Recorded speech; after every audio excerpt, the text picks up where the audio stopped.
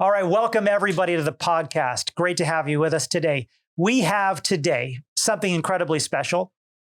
We have the quintessential branding master. I will truly say the branding master of the universe. This man has figured out this subject.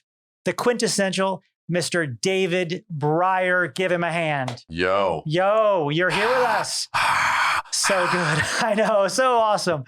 Okay. Well, today we're going to talk about branding to give you tools and tips and actionable knowledge that you can do with your business. If you're learning marketing and you're really trying to get this down, you're going to get some stuff today about branding that's going to last your entire career. If you're a small business owner, tools you can use right now to take your brand to that next level. As in Tom Cruise said in that movie, Night and Day, you're here, but with me, you're here. With David Brier, you're here. All right. I like it. I like it. I remember that scene. It was great. I loved it. I rewatched that movie a few weeks ago. My wife was saying, okay, this is totally off the rails. The stunts in that movie. Yeah. I particularly like the scene where he says, I think it's I'm gonna kill myself and then I'm gonna kill you. It's like, wow. While he's taking her hostage in the restaurant. Yeah, exactly. Yeah. Well, exactly. Yeah. That's kind of breakfast material I like. There we go. Totally. Yeah. So it's so good to have you with us, to spend a little bit of time and chat about branding. You have your book, of course, and we definitely want to point that out. This is the best-selling. Go ahead. Oh, by the way. All right. So here's the deal, guys. Okay. Daymond John wrote the foreword to the book. One of the things I was like, how the hell did you make that happen? And I will actually answer that. But this, after 2 days, became an Amazon bestseller, and actually 3 of the top 5 categories. Okay, so it crushed it. It is not like any book you've ever seen. This is the size of the type, okay? This is actually how big this stuff looks. Because personally, I had a beef. When I wrote the book. I was finding myself reading business books, good business books, but I didn't like the fact that out of a 300-page book, there would always be what I would call the shit. And that was like the 10 or 15 pages somewhere in there that you're like, highlighted. That's the stuff. Yeah. Well, no one told me that, okay, up till that point is foreplay. And after that is like, smoking the cigarette. That was great. Thank you very much. It's like, what the hell is that? And that was a pet peeve because I value my time. And I would like to think that the author values the time of you and me, the readers. Right. So I was like, what? And I remember actually, Grant Cardone had me on his Power Players, and we were talking about that at one point. And he goes, man, I'm guilty of that, man. He goes, you never know where in my books you're gonna find good shit. And it was like, and he was like, sometimes it's here, sometimes it's there. Then there's a typo here, there's a thing there, and he goes, but you never know. And so he could relate to it as a writer and also as a reader. So I made this literally. How do I take it so that I give you the stuff so you don't have to hunt like the senior things to the point where one of the chapters, my favorite chapter, actually has only 2 sentences. That's all you need. And anybody who reads that chapter, they go, told me everything I needed to know.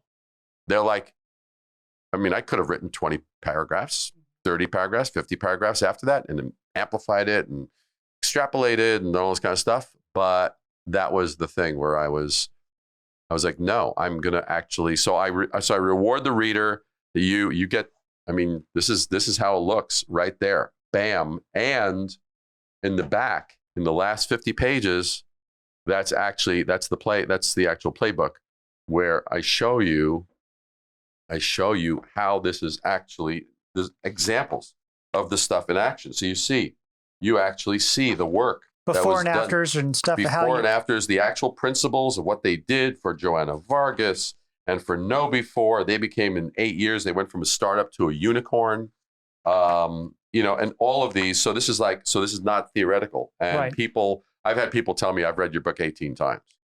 They read it annually. So that's the thing. And the thing about Daymond John, and this is a business lesson for everybody. My wife and I were enormous fans of Shark Tank when it first came out. First couple of years, that was like our guilty pleasure, our weekly thing. We'd like watch it, we'd love it.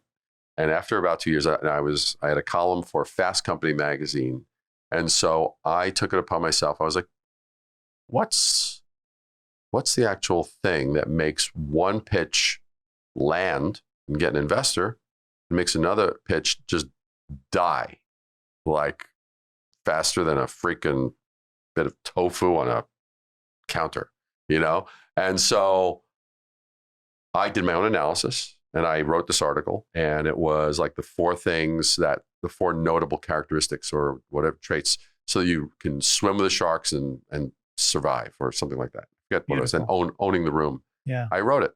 And within a day or two, Daymond John, and at that time, Daymond was absolutely handling his own social media. It wasn't like he hadn't delegated it to others.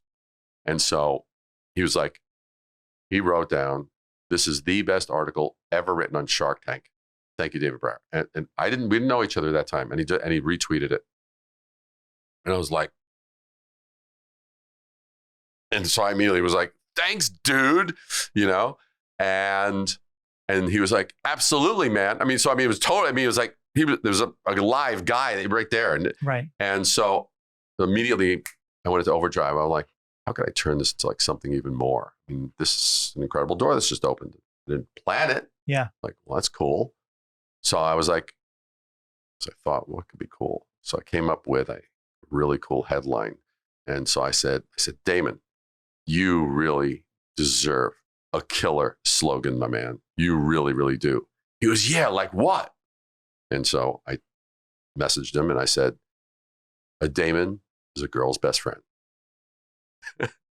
And he was like, "I love it." And I was like, cool. So, and for those who are younger and our listening audience, "A diamond is a girl's best friend" is a famous line from De Beers, like that was probably used for 20, 30 I think years. Marilyn Monroe is the model for that line. She may very well have been. Yeah. And so a diamond is a girl's best friend. So a Daymond is a girl's best friend.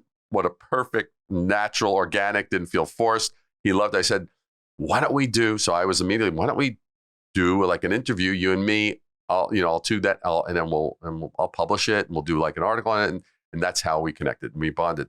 That's how some of my most amazing relationships have started, with no agenda, no like, "Ooh, if I do that, maybe I'll get their attention." So for those that are listening, great things come from just doing something nice. It's such an aesthetic, and for everybody, as just a business tip, putting an aesthetic out there and then building on that with no vested interest attached. I know because Daymond,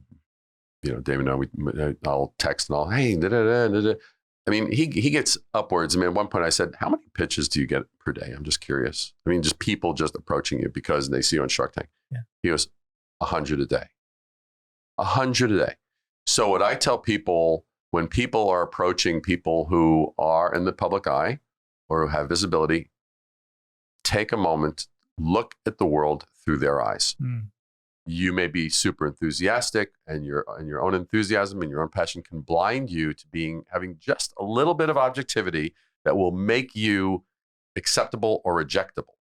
So just take that moment, because I look the way that I've gotten some of the most amazing relationships with some of the most amazing people is not because I went in with like, "Hey, let me see if I can kind of schmooze up to them and kind of build a rapport, maybe say something that might get their attention." And it's so calculated, and it's not fresh, and it's not real. And those people, it's so different when you approach them honestly, without presumption, and you just give.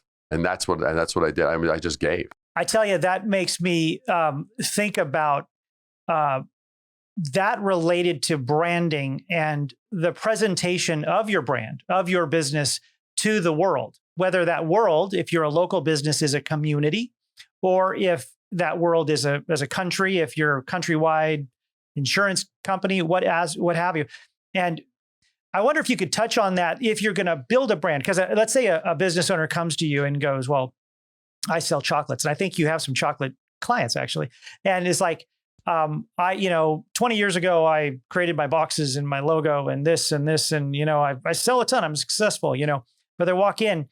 How does that relate to looking at it from the other person's perspective and giving them something that just shock and awe changes their game entirely. So for people watching or listening, if you're listening, do you have an example of that, of the way you approach it? The first time that I speak with a client or a prospective client, I ask them this question. I say, do me a favor, tell me why I, as a prospective customer of yours, why I should give a damn about what you're pitching me.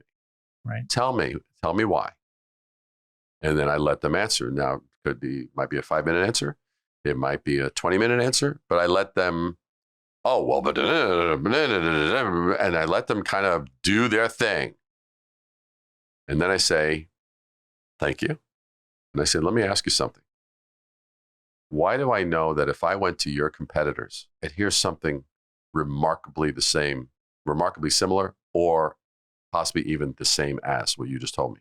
It's like the dawning, they all of a sudden they're like, it's like we all opened up the curtain. It's like you're not an island. You are not the only message out there. We live in such a noisy world, so noisy.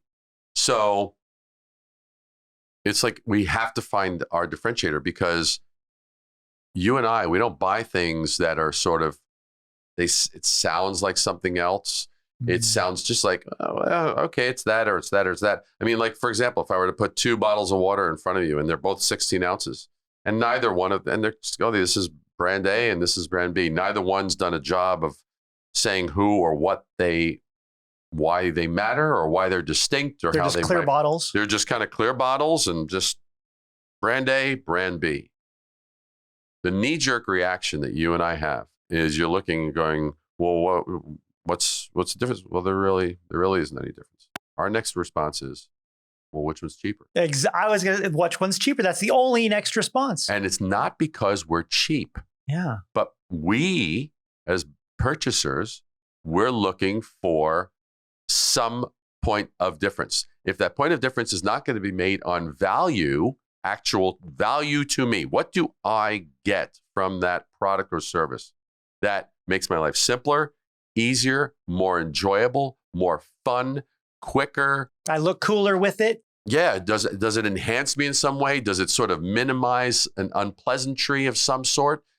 If that value is not established in a way that is differentiated, which means I get it. In other words, it doesn't sound like Baskin Robbins when we get 31 flavors. It's like, oh, okay, that's your brand of strawberry and this is this brand of strawberry. No, that's not what I'm talking about.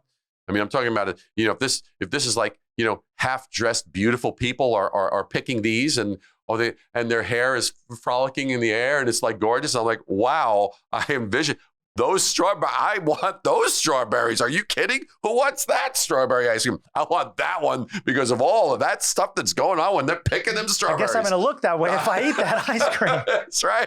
Maybe my hair will start to be windblown. Maybe I'll look like Beyonce when I'm standing there and my hair is just, But with all of that being said, that if that difference doesn't exist on the part of the manufacturer, the company, we are going to put that differentiation in there, and and if it's not going to be done in terms of value, we're going to do it in terms of price. So it's not that people are cheap, but people demand differences, because one thing I live by, that different is better than better. You're going, hey, but my service is better, but my thing is better, but my water is better, but my car is better, my wheels are better. And that becomes the middle too.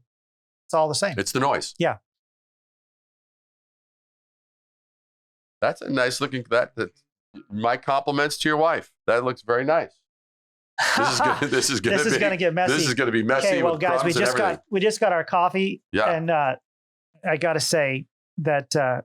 Look at that cortado. Look at that. Look at that cortado. Look at that freaking cortado.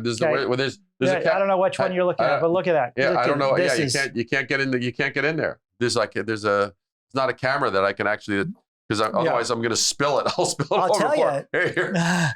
This is a good tasting cup of Joe. So here we go. Now this podcast is getting started. If you're at home and you're actually watching this without coffee, what the hell were you thinking? Yeah, gotta get your coffee. Seriously. Come on. Seriously. So differentiation, it's so interesting you talk about that because I was doing a workshop literally yesterday with a bunch of doctors. Mm-hmm. And we were talking about their websites. And I pulled up one of the doctors' websites and I said, this is something, it's so common. I could literally probably say 85% of the time. Yep. And I hate to say this, but I called it a MIC website. And I said, this website looks like every other dental website. Correct. Because it's perfect models with perfect teeth that are totally unrealistic. These are not your clients. These do not look like people that got work at your practice. I can tell that as a public person going to your website to decide if you're the doctor among 5 potential competitors that I get to choose from, you don't stand out to me at all. And almost subconsciously, I pointed out to the doctors because they're all watching on a Zoom workshop conference, virtual conference. I said, you're actually being untrustworthy because you're not telling me or showing me reality of your practice. That's right.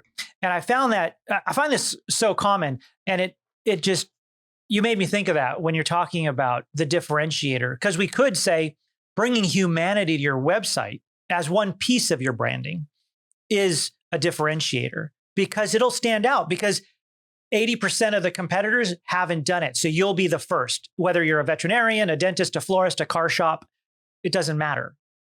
Give me humanity. Be real with me. Right. I have a 9-week brand intervention masterclass where I work with entrepreneurs and CEOs of all types around the world. One of the CEOs, lives down here, consults wellness professionals. And what he ended up doing is we were talking about the job of differentiation. We were talking about the importance to find your own voice, the importance of owning your story and doing all that stuff. So, because one thing that I share is that there are actually 23 differentiators that I actually have outlined.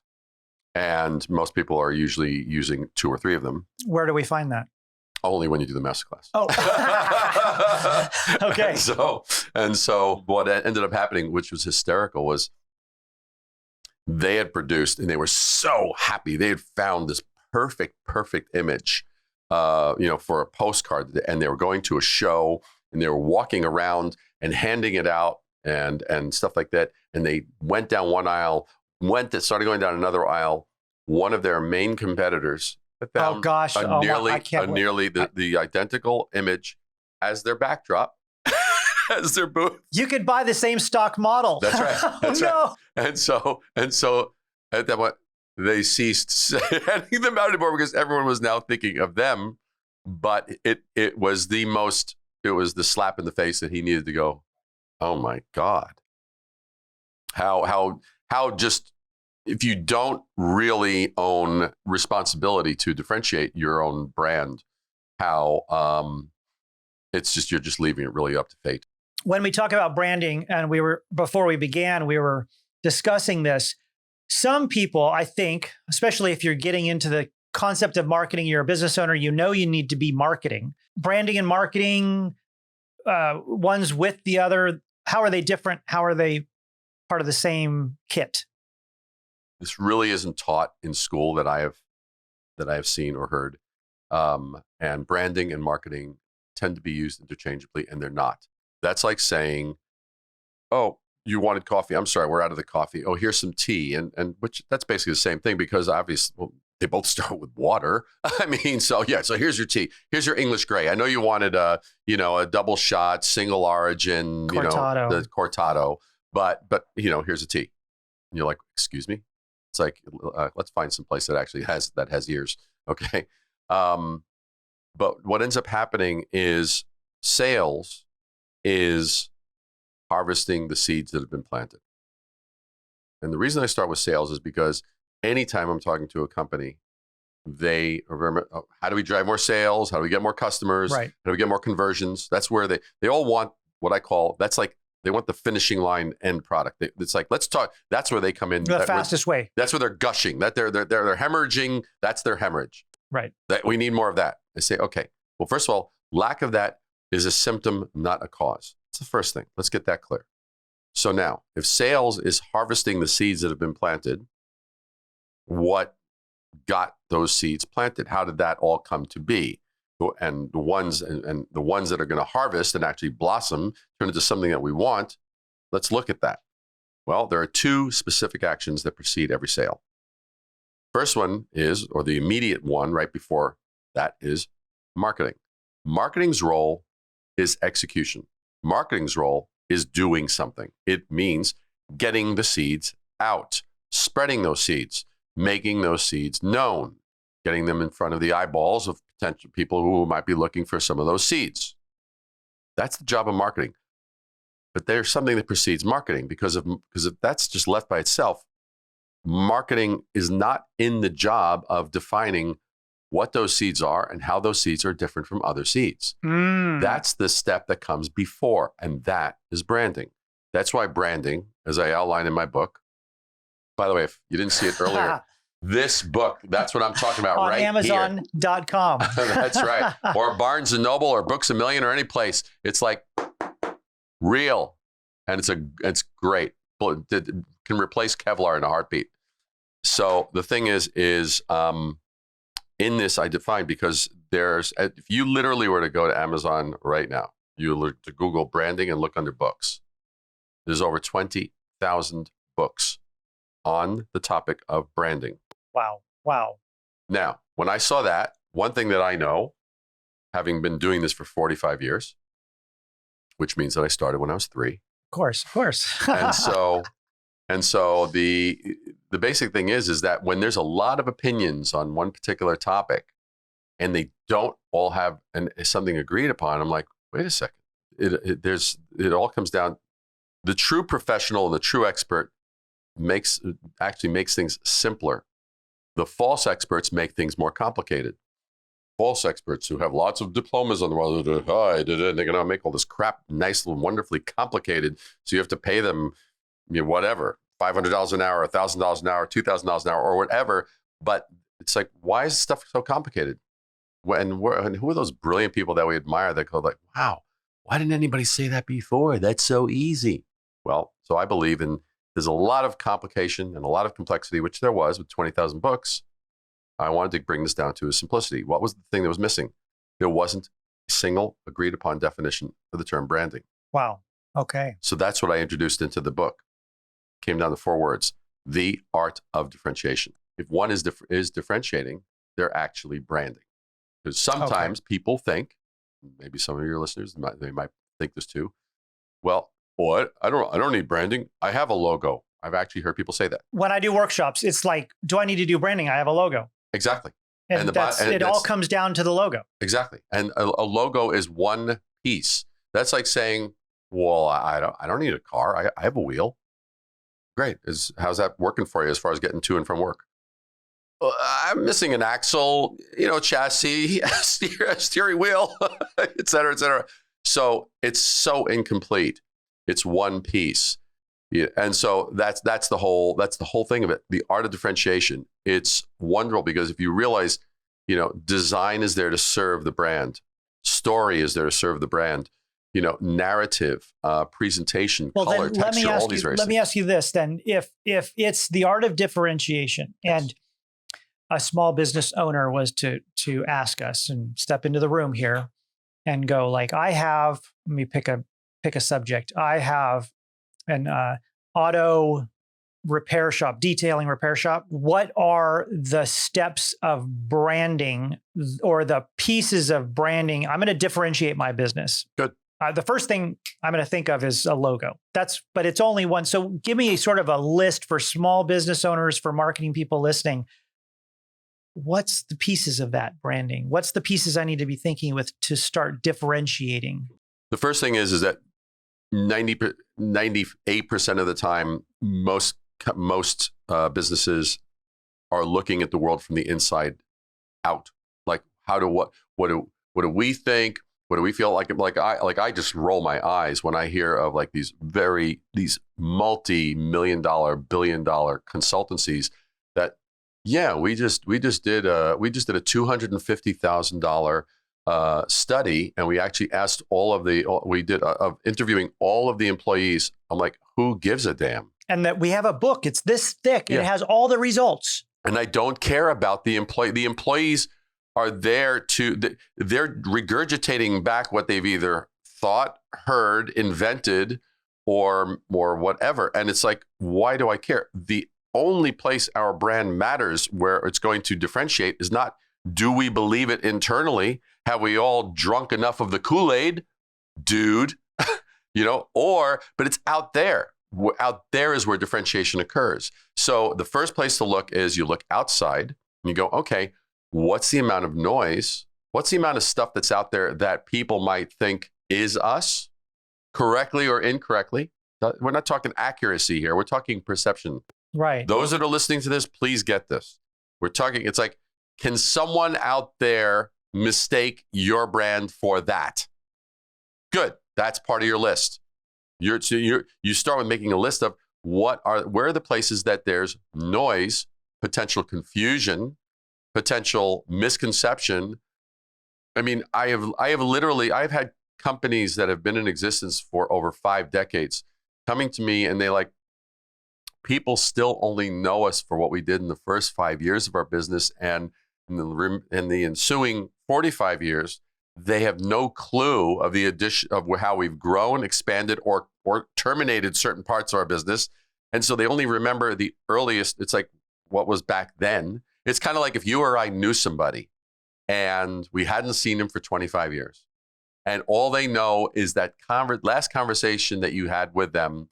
Let's say it wasn't a great conversation. And let's say you were a dick. Okay? Let's just say that just not a good day for you. You're kind of a butthead. Now all of a sudden they'll see, whoa, hey Sir Brian, hey butthead, how you doing? I've had people do that to me. And it's like, what? Why do you think time has passed? Yeah, I am not whatever you think that was then. Hi, hello, it's good to see you now. Yes. And so that's literally, so I sometimes will use these analogies on a personal basis because people can relate. Like, yeah, I've experienced that. That sucked. Yes, it does suck. Just imagine when you actually are doing that, happens for your business, and people out there just have this perception. Oh, well, we know you're a tire company. We haven't sold tires for 45 years. We now provide rubber for synthetics and it's like, I love it. There's a company in Canada. My wife's from Canada. Canada Tire. I think it's a huge store. It's like a Target or something. They sell tires, I think, in the back. But right now, they're like a grocery store, a hardware store, a sporting goods store, everything else in the store. Yeah. But they're still called Canada Tire. So that's the first thing, is you really start looking, going, okay. Like, I love it when people come to me and they say, hey, you know what? I've just learned about LinkedIn. I want to be like a LinkedIn like expert. Like, wow, you and every third neighbor of yours, it's like, so amongst that noisy space, how the hell are you going to differentiate yourself, right? And I watch all of that because I always appreciate and admire those who do that successfully. That they've thought it through. I mean, let's take a look. You take a brand like Liquid Death. Many people know Liquid Death, the canned water. They took a completely, absolutely ridiculous approach to marketing water, right? Their whole thing, the reason it's called Liquid Death is because their whole thing is like, bottled water is like, hey, there's all that plastic and all this stuff and and that's like, that's not good. They don't think that the plastic and all that kind of stuff, landfills, this, that, the other, it's just like, no. So there's like Liquid Death. It's like, bang. And they made it completely look like motorcycle art. Yeah. And they changed the distribution model. So instead of it being sold in supermarkets, it was being actually sold in cultural events and concerts. So they changed everything to completely differentiate how they were, and they're just crushing it. Absolutely crushing it. I've seen the cans at like a gas station, and I thought it was like a Red Bull. Water. It's water? It's water. That's crazy. Wow. It's water. And no, but they're so brilliant in what they've done. I mean, their language and stuff like that. It's unserious. It's crazy. They do insane videos. They do playlists. They're so kind of counterculture mad, but it's like, but they owned it. and you cannot forget them. You can't get, No it's like way. that song that you can't get out of your head. Forget about it. Okay, good. So just for some tactics. So we're talking about this car repair shop. He says, I got to get branding done. In my mind, when you tell me what you just told me, listen to your story there, I have to, certainly my logo, but I have to, the way I write my story, let's say on my website or on my About Us page, and the pictures I display about the way we work in my auto shop, I need to differentiate myself in my copywriting, which I would then start thinking about SEO optimization and stuff like that. But before we even talk about that, the way I write about myself, how I shoot the pictures, am I going to be like Liquid Death? Am I going to be grungy? Am I going to put filters on stuff so that I look like, But even more fundamental, like I know exactly where you're going Okay. now, and you're and I'm looking for tactics. No, I understand Right. the tactics, but now for the listeners out there, so what Sabran was basically just doing, he's looking at because he has experience and skill sets in these areas, so he's already looking at how to implement. He's looking, he's already talking about filters and shots and copy and all this kind of stuff. So let's move even a few steps earlier than that. Okay. So the thing is we go. Gotta take another shot of my coffee. We look at it and we go, all right.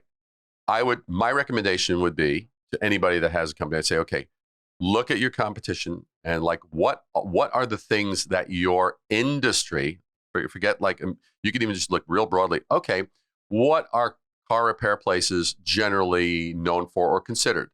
Okay, probably a little blue collar. Okay, good. They all say, let's say you look at your competition, you go, you know what? They all promise 24-hour service. Great. They all promise they'll give you loaners.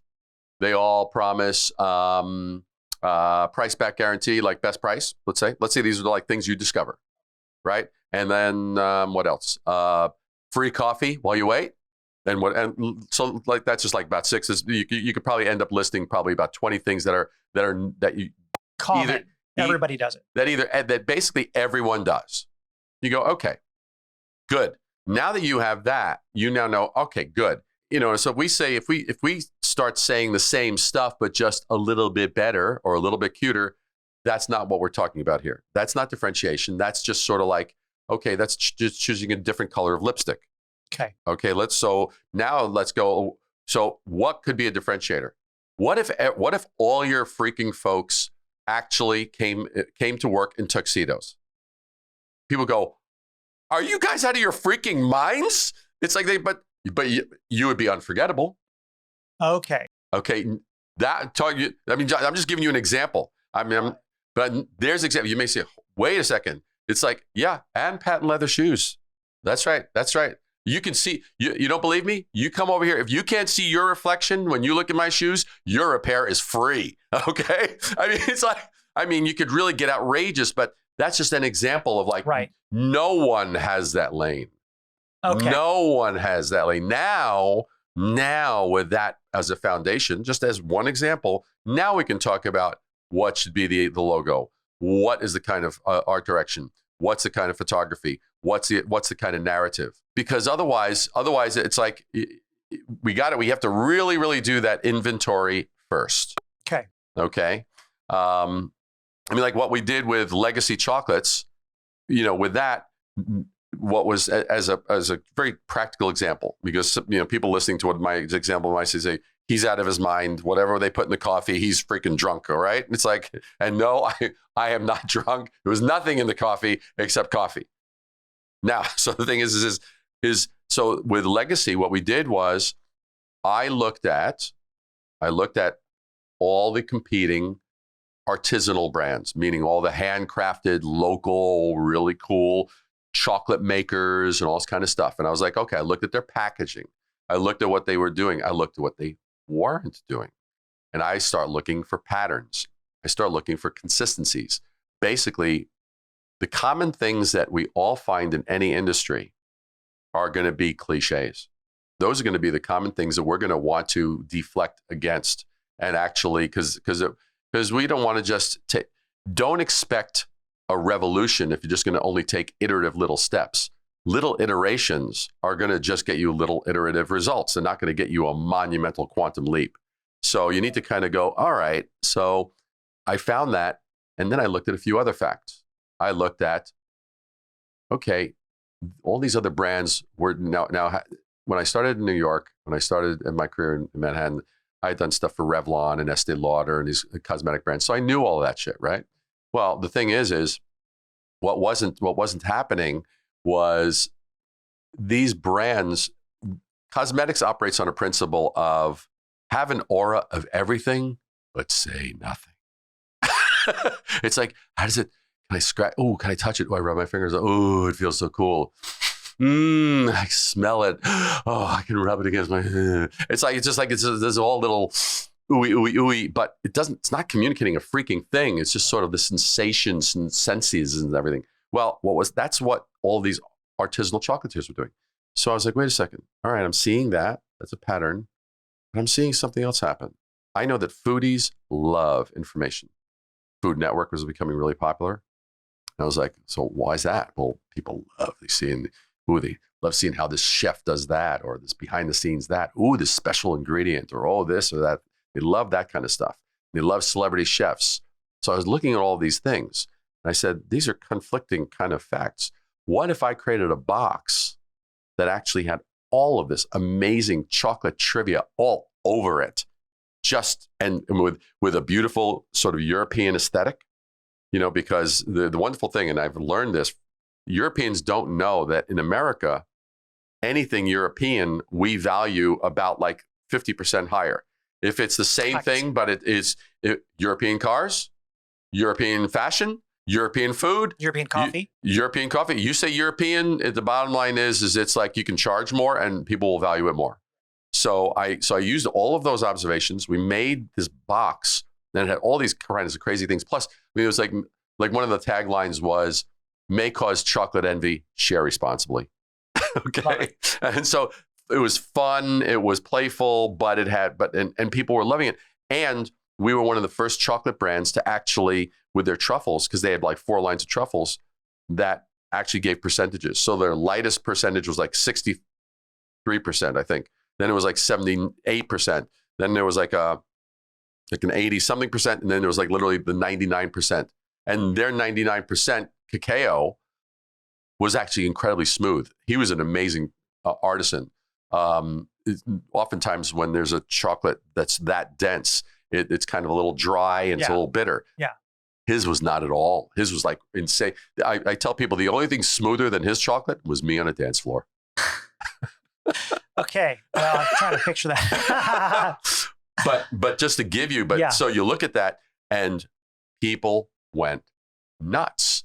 People saw the box. Literally, it was a soft pitch, a soft launch, and it was just on the back counter of their store.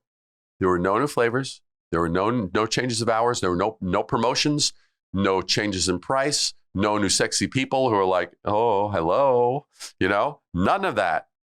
And within 30 days, I asked him, I said, what happened? He told me sales of truffles tripled, 300% increase. Same traffic.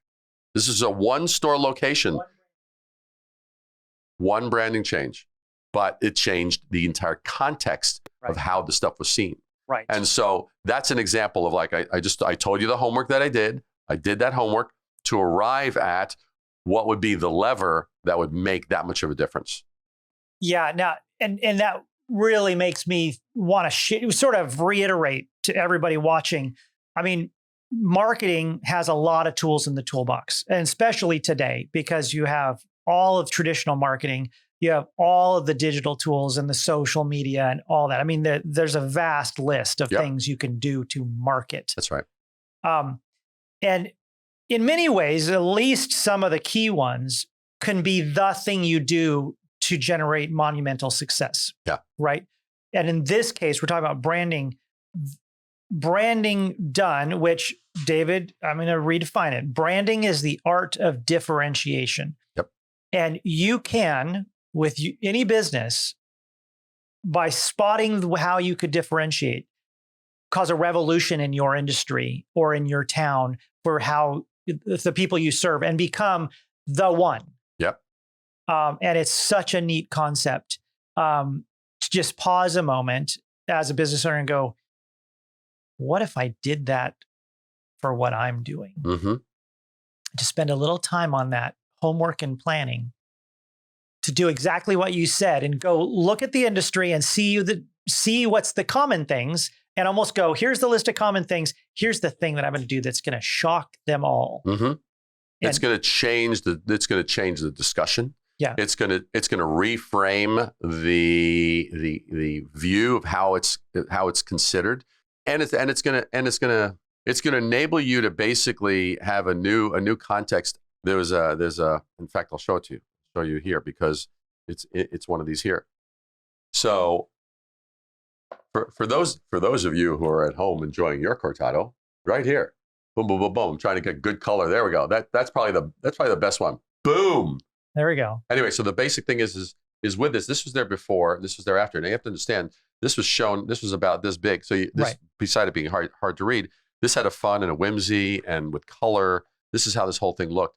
But the interesting thing about this, besides the look and the feel and the aesthetic, I said to Sandra, the owner, I said, Sandra, when I go to a fine restaurant, because those were the most amazing shortbread cookies I'd ever eaten. Shortbread cookies. Those were insane. My wife's favorite. Oh my God, I'm going to have to look that up. I felt violated every time I opened the bag.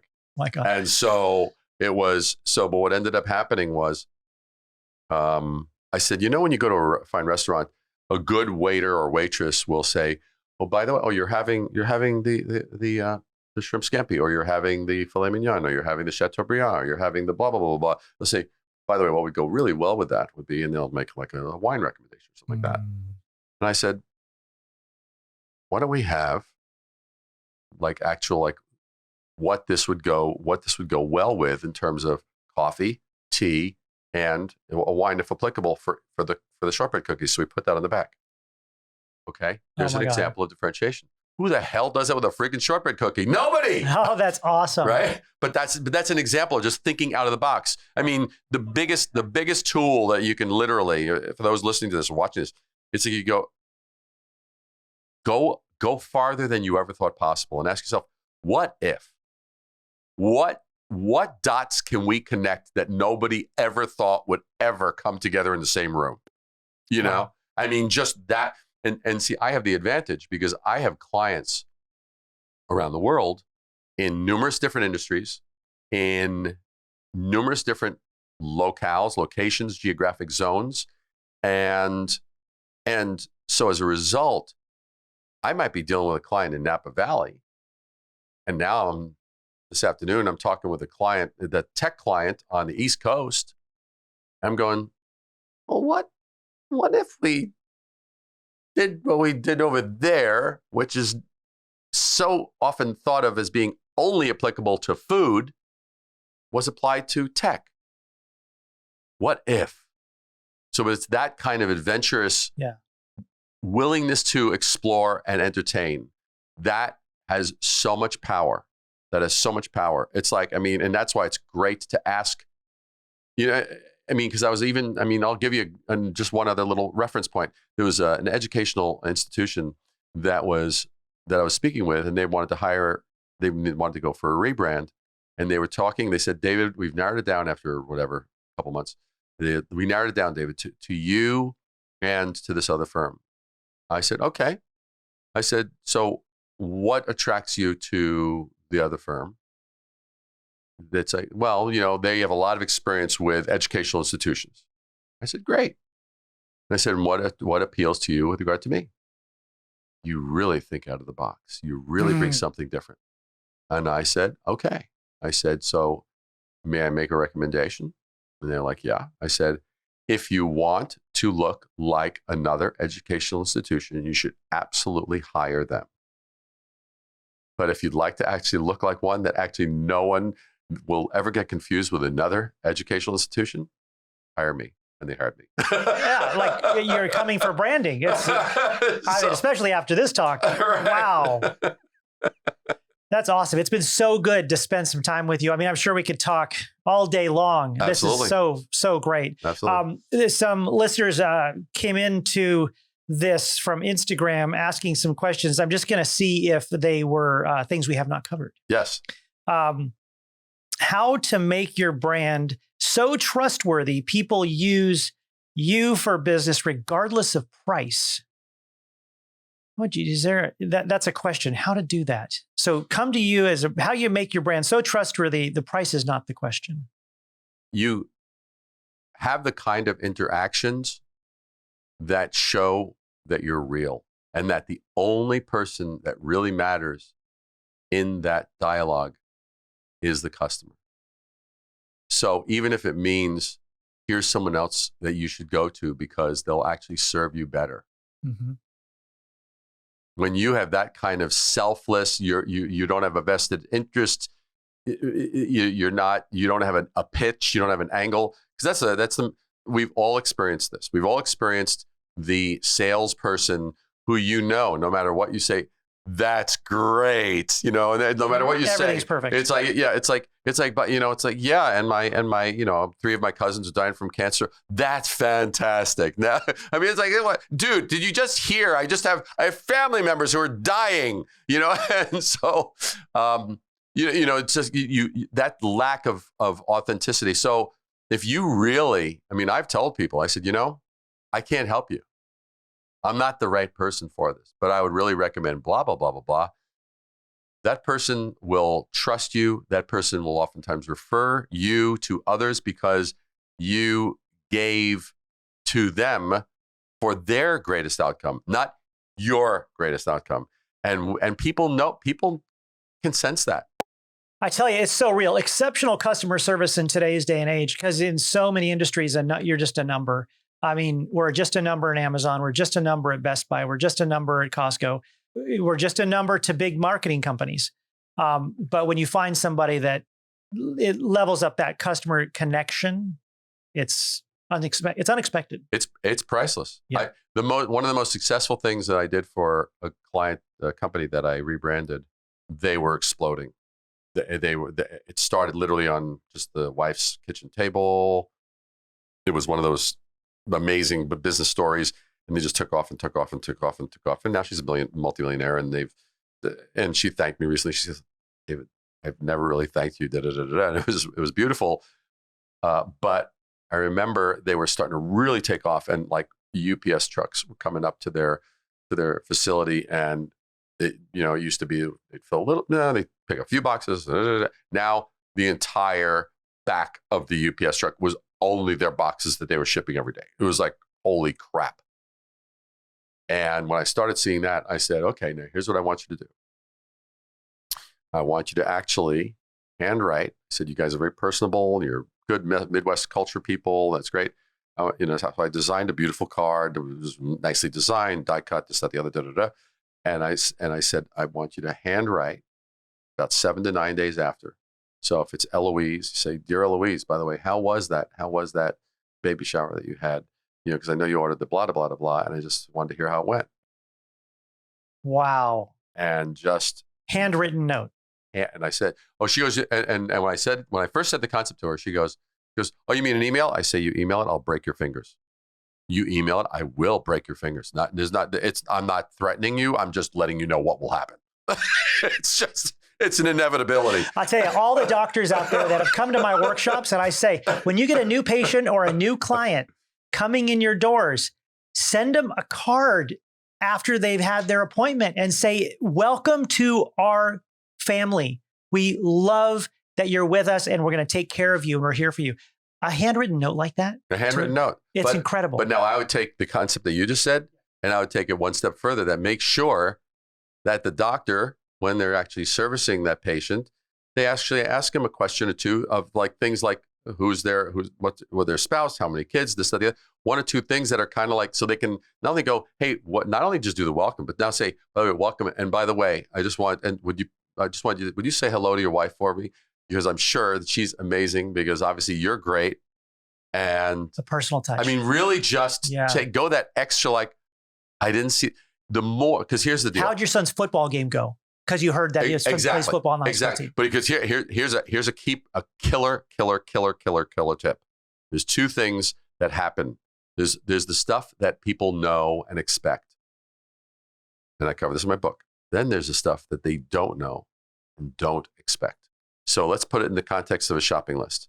It's like, okay, if I'm going to Whole Foods, what happens at Whole Foods? If I go shop at Whole Foods, I go there and it's like, I'm going to get my eggs, I'm going to get my bread, I'm going to get my this, I'm going to get my that, I'm going to get the butter, I'm going to get some produce, and da-da-da-da-da. But what do? As I turn the corner, they always have those little sampler things. That's the unexpected. That's the discovery. That's the unknown. The known is my list that I came with. Right. But if you reward me, this is for every business owner that's listening to this, if you reward your customers or your prospects with something unexpected, beyond the known, and you really balance that, and I would challenge you. You could have a freaking ledger and go, okay, so-and-so client or prospect or da-da-da, and like, what do we do that was known? What do we do that was unknown? And literally check that off. I guarantee you start really, really making sure that you are providing some unknowns, some little zingers, like where they go, damn, I didn't see that coming. They'll call you. They call you back. They will call you. They will go, what made you think of that? That was crazy. No one has that. How important is hearing those words? No one has ever done that to me before. How important is that for your business growth? That is worth millions. That's amazing. That's such a great point. Okay, so hopefully you got your answer to that question. Okay, I know we're running out of time here. So thank you, sir, for being here with us today and sharing this knowledge. Absolutely, man. All right. Absolutely. Fist bump. Boom. Boom. Ooh, yeah. We got the poo. That was good. Thanks for watching the episode. Hope you found this helpful. Make sure you subscribe to the YouTube. Now, David's just getting right in front of my camera. Of course. Hey, someone take care of this guy. Okay, subscribe to the channel. Comment. I'd love to hear your comments. Like he said, listening to me, not him. Yeah. Not him. No. Thumbs up. Listen to him. Don't listen to me. Listen to him and subscribe. Seriously. There we go. Make sure you're paying attention to the podcast. Okay, everybody.